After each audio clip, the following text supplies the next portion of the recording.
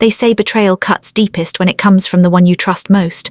But what if the betrayal doesn't look like cheating? What if it comes disguised as love, as care, as your own husband telling you he just wants you to feel alive again? What if the man you married, the man who promised to protect you, was the very one who led you into temptation, pushed you toward another man, and then sat back to watch if you would fall? If this is your first time here, welcome to New Phase Twisted Tales, where real-life inspired stories of love, betrayal, and poetic justice are told in a way that keeps you hooked until the very last word. Make sure you subscribe right now and turn on the bell so you never miss another story like this. And to all my returning subscribers, my family, thank you. Thank you for your likes, your comments, your shares. You are the reason this channel grows every day. You are proof that these stories matter, that they connect us, that even in pain, we are not alone.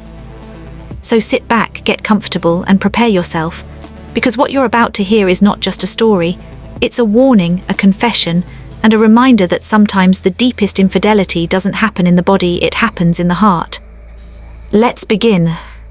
When you've been married for almost 10 years, you stop expecting surprises. You know the way he snores after a long day, the way he takes his coffee, the way he sighs when he's hiding stress but doesn't want to talk about it. You stop being nervous around him because there are no mysteries left to unravel. At least, that's what I thought about my marriage to Daniel. He was steady, reliable, the kind of man who never forgot to pay the bills and always kissed me on the forehead before leaving for work. We weren't the most romantic couple anymore, but we were comfortable. We had a home, 2 kids, and a routine that was predictable, almost boring, but safe. I thought safety was enough. One evening he came home unusually cheerful. He dropped his bag on the couch, loosened his tie, and smiled at me in that boyish way he hadn't in years. "Guess what?" he said. "What?" I asked, chopping onions for dinner. "I found this amazing place. A spa, best massage I've ever had. I swear I feel like a new man."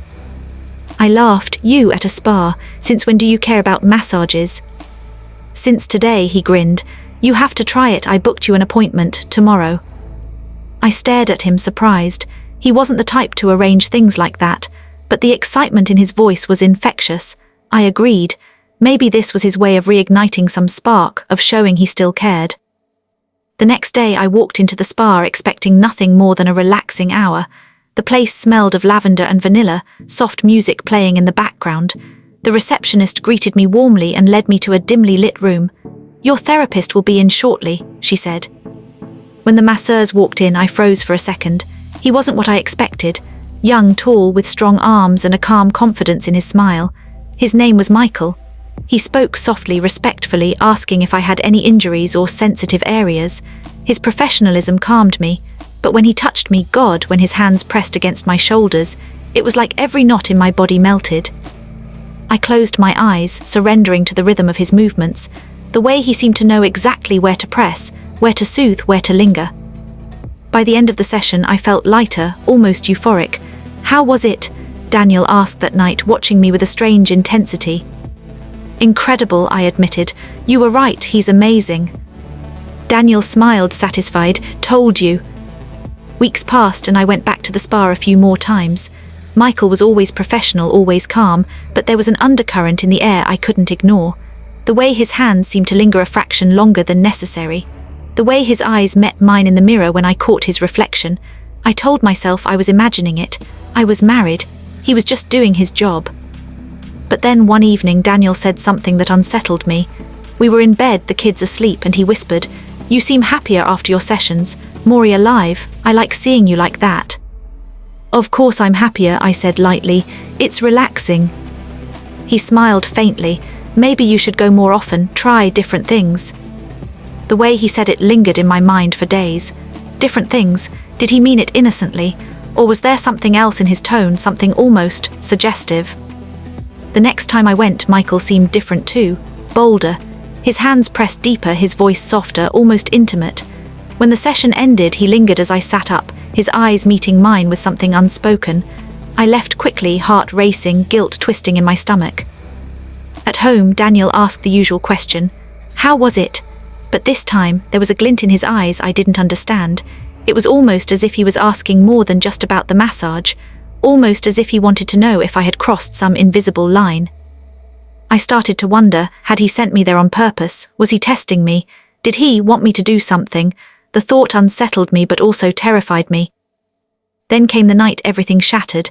I had an evening appointment, the spa quieter than usual. The session was longer, slower, more deliberate. When it ended, Michael's hand brushed mine as he handed me a glass of water. It was a small touch, accidental maybe, but it sent a jolt through me. I pulled back, flustered. He apologized, but his eyes said otherwise. When I got home, Daniel was waiting, not with his usual curiosity, but with an edge in his voice. "How was it this time?" he asked. "Good," I said quickly, avoiding his gaze. He leaned closer, studying me. "Did you enjoy it, really enjoy it?" Something in me froze. His tone wasn't innocent, it wasn't casual, it was almost hungry. That's when I realized he knew he wanted this. He wanted me to be tempted to cross a line. The realization broke me. The man I trusted, the man I married, had led me into a trap of his own making. He hadn't just found a good masseuse, he had found a way to test the limits of my loyalty, maybe even to indulge his own twisted fantasies. My marriage, my safety, the foundation I thought was unshakable, it all cracked that night.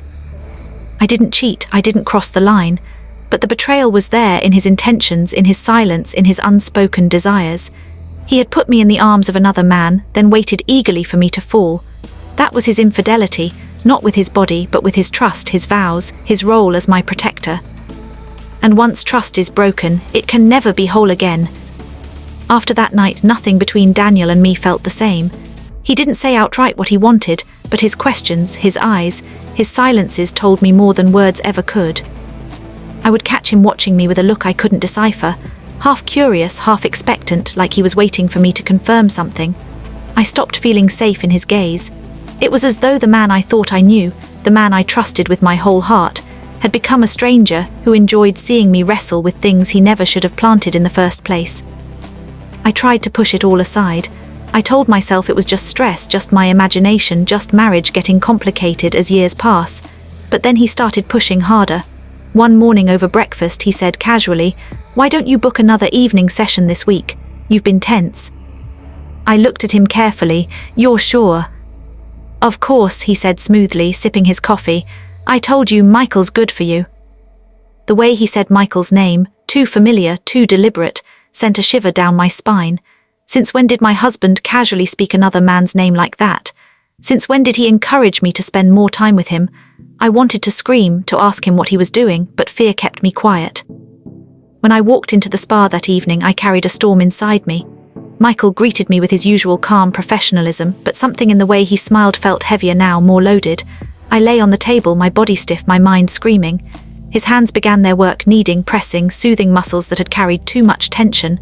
And with every touch, my thoughts circled Daniel. Did he picture me here like this? Did he imagine what Michael's hands were doing? Did he want me to?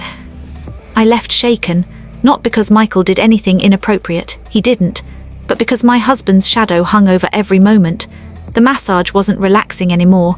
It was tainted, heavy with the weight of betrayal I couldn't name. At home, Daniel was waiting again. "Better?" he asked, smiling too wide. "Yes," I said flatly. He leaned forward. "You know you can tell me anything, anything you feel." I stared at him. "What do you mean?" "Just that I don't want you to hide from me. If you enjoy it, if it excites you, I'd rather you be honest." I dropped my fork. The sound clattered against the plate, echoing in the silence. "Excite me," I repeated, my voice sharp. He didn't flinch. "You deserve to feel alive." My chest burned. I realized then it wasn't my imagination. He wanted this. He wanted me to cross a line, to let another man touch what was supposed to be his. My husband, my protector, my partner, was inviting me into betrayal. That night I couldn't sleep. I lay awake, staring at the ceiling, every breath heavy with confusion. My mind raced with questions I didn't want answers to. Did he not love me anymore? Was this some twisted fantasy? Or was he already unfaithful himself, trying to drag me down with him so he wouldn't feel guilty? The days that followed were torture. Daniel became sweeter than usual, too sweet. He brought home flowers, cooked dinner, kissed my cheek as if to soften me. But beneath it all, his eyes kept asking the same unspoken question. Did you give in yet? I started avoiding the spa. I made excuses, too busy, too tired, but Daniel noticed. Why don't you go anymore? He pressed. You loved it. I'm fine, I said coldly. He frowned. Or maybe you're afraid of something. The way he said it made me want to throw something. Afraid of something. No, I was afraid of him, of the man he had become, of the darkness I saw in his intentions. But then came the night. Everything changed. We had been at a friend's party, wine flowing, music playing. Daniel had won too many glasses, and on the drive home he grew bold. You know, I've thought about it, he slurred slightly, and I wouldn't even be mad if it happened with him. My blood ran cold. Stop the car, I said. He laughed, thinking I was joking. No, really, imagine the freedom, imagine the thrill. Don't you want to feel alive again? Stop the car, I screamed this time. He pulled over, startled. I was shaking, my hands trembling in my lap. What's wrong with you? I demanded. Do you even hear yourself? You're asking me to betray you, to betray us. Why? What kind of man does that? He went quiet, his jaw tightening. For a moment I thought he would apologize, say he didn't mean it, blame the alcohol. But instead he muttered, maybe because I'm tired of pretending we're enough for each other. Those words cut deeper than any blade. Pretending we were enough. After all the years, the children, the sacrifices, pretending, my vision blurred with tears. I got out of the car and walked, the night air freezing against my skin, my heart breaking with every step. That night I realized my marriage wasn't just cracked, it was broken. Not because I cheated, not because Michael ever touched me beyond his duty, but because the man I married had invited infidelity into our home, into our bed, into my heart. He had planted the seed of betrayal and watered it with his silence, his suggestions, his twisted desires. I didn't know what tomorrow would hold. Divorce, therapy, silence. But I knew one thing, the man I thought I knew, the man I thought would protect me was gone, and in his place was someone I couldn't trust anymore. The night after that fight in the car, the silence in our home was louder than any argument could have been. We moved around each other like ghosts, speaking only when absolutely necessary, our voices flat and empty. I couldn't even look at him without hearing those words again, pretending we were enough for each other. It echoed in my chest like a cruel mantra. He tried to act normal at first. He still kissed me before leaving for work, still asked if I wanted tea, still tucked the kids into bed. But none of it felt real. It was like he was reading from a script, checking boxes, performing the role of a husband he had already abandoned in his heart. And I too played my role, the dutiful wife who smiled for the children, who kept the house warm, who didn't let the neighbors see the cracks. But inside I was breaking. The spa became a symbol of everything wrong between us. I stopped going completely, but Daniel wouldn't let it go. Why won't you? He asked one morning, irritation creeping into his voice. Because it's not just a massage anymore, I snapped. His eyes narrowed. So you admit it, something happened. Nothing happened, I shouted. But you wanted it too, you wanted me to. I couldn't even finish the sentence. My throat closed up with shame and fury. He just stared at me, his face unreadable, before turning and leaving the room. That was the moment I realized we weren't even fighting for our marriage anymore. We were fighting to see who could hurt the other less. But fate wasn't done testing me. One afternoon I walked past the spa by accident. My chest tightened, my feet heavy, but something pulled me inside. Maybe I wanted answers. Maybe I wanted closure. Maybe I just wanted to prove to myself that I wasn't crazy, that all of this wasn't some nightmare I'd invented. Michael was there. When he saw me, his expression flickered, surprise, then concern. It's been a while, he said gently. I nodded, unable to meet his eyes. I can't come here anymore. He tilted his head. Because of him. The question caught me off guard. What do you mean? Your husband, he said softly. He's the one who sent you here, isn't he? He came first, he told me. His voice trailed off, but the damage was already done. My heart dropped. He told you what? Michael hesitated, then sighed. That he wanted you to feel free here, that he wanted you to experience things you couldn't with him. I staggered back, my hand flying to my mouth. My husband had spoken to him. He had planned this, orchestrated it, whispered his twisted desires into another man's ear before sending me here like a lamb to slaughter. Michael stepped closer, his voice low. I never crossed a line, I wouldn't, but he made it clear what he wanted. I shook my head, tears streaming down my face. Why didn't you tell me? Because I thought you knew, he admitted. Because I thought maybe you wanted it too. His words shattered me, not because he meant harm, his eyes were kind, his tone sincere, but because it confirmed my worst fear. I wasn't paranoid. I wasn't imagining things. My husband had invited another man into the sacred space of our marriage. I left the spa trembling, my chest burning with betrayal. When I got home, Daniel was sitting at the table, scrolling through his phone like nothing had happened. I stood there, staring at him, my body shaking with rage. "You spoke to him," I said flatly.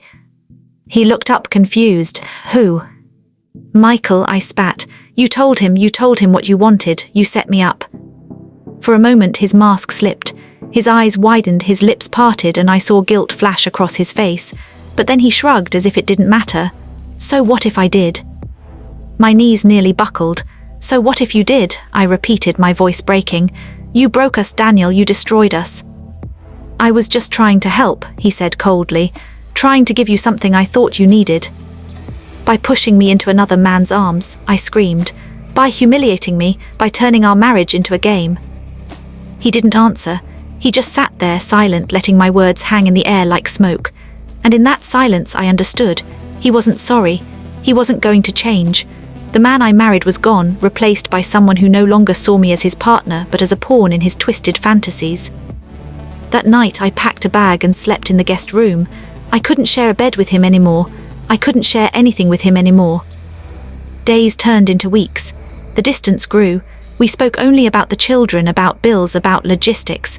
The love was gone, replaced by cold civility. Sometimes I caught him staring at me with that same unreadable look, but I didn't ask what he was thinking. I didn't care anymore. I thought about divorce, about leaving, about tearing everything down. But the weight of family, of appearances, of years spent together, held me back. I told myself I needed time. But deep down I knew the truth. Our marriage was already over. And the worst part, it wasn't ended by an affair, not in the traditional sense. It was ended by the betrayal of trust, the erosion of safety, the intentional pushing of boundaries that were never his to break. He didn't cheat with his body, but he cheated with his soul. And that, I realized, is sometimes the deeper infidelity. In the weeks that followed, the silence between Daniel and me became unbearable. We weren't just two people living under the same roof. We were strangers haunting the same house. He moved through the rooms like a ghost, and I carried myself like someone balancing on thin glass, afraid that one wrong step would shatter everything. I tried to pretend for the children. I laughed when they told me their little jokes, packed their lunches, kissed their cheeks at night. But inside I was crumbling. Every time I looked at Daniel, I saw betrayal written on his face, not in what he had done, but in what he had wanted me to do. And that hurt more than anything. He had placed me in temptation's hands and then waited, hungry for me to fall. The more I thought about it, the angrier I became. He had stripped me of my dignity, twisted the meaning of marriage, and mocked the very vows we had made before God and family. And yet he acted as though nothing had happened. He went to work. He paid bills. He mowed the lawn. To everyone else he was the perfect husband. But I knew the truth. One evening I couldn't hold it in anymore. We were sitting in the living room, the children asleep upstairs, the TV flickering silently in the background. I turned to him and said, "Why?" He glanced at me. "Why what?" "Why did you do it? Why did you push me toward him? Why did you destroy us?" My voice trembled, but my eyes stayed locked on his. He sighed, leaned back, and rubbed his temples. "You don't understand," he muttered. "Then make me understand," I shot back. He looked at me then, really looked at me, and what I saw in his eyes made my stomach turn. Resentment, frustration, maybe even envy. "Because I'm not enough for you," he said bitterly. "I see the way you've changed. I see how alive you were after being with him, and I realized I can't give you that anymore." I stared at him, speechless. "So instead of fighting for me, you gave me away?" He didn't answer. He didn't need to. The silence was enough. That night I made my decision. I couldn't stay in a marriage where love had turned into an experiment, where loyalty had been traded for fantasy, where I had been offered to another man like some test of fidelity. I couldn't raise my children in a house where betrayal lived in the walls. The next morning I told him, "I want out," I said. He looked at me, stunned, as if he hadn't seen this coming. "Out?" "Yes," I said firmly. "Divorce, separation, call it what you want, but I can't live like this anymore." He tried to argue, to soften me, to remind me of the good years. But it was too late.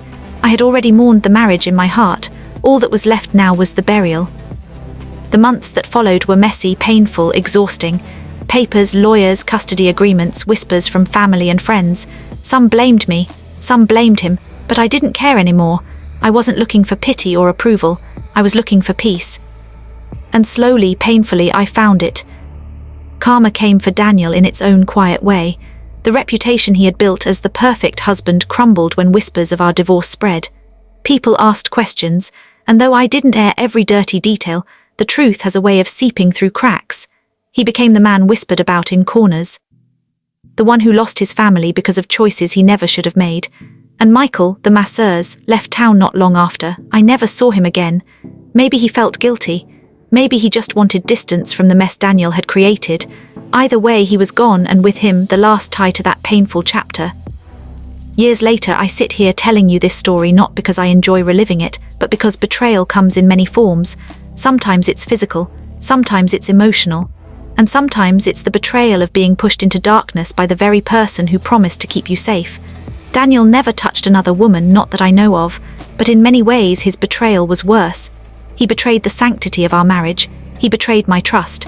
He betrayed the promise that I was his and he was mine. To anyone listening who has ever felt the sting of betrayal, who has ever wondered if they were crazy for feeling broken even without physical infidelity, hear me. You are not crazy, you are not weak, and you are not alone. Betrayal isn't always about what someone does behind your back. Sometimes it's about what they place right in front of you and dare you to step into. I survived, I walked away, I rebuilt, and though the scars will never fully fade, they remind me every day that I am stronger than the man who tried to break me. My husband found the perfect masseurs. He thought he was giving me freedom, but what he really gave me was the truth that love without loyalty is nothing, and that sometimes the deepest infidelity is not in the body, but in the heart.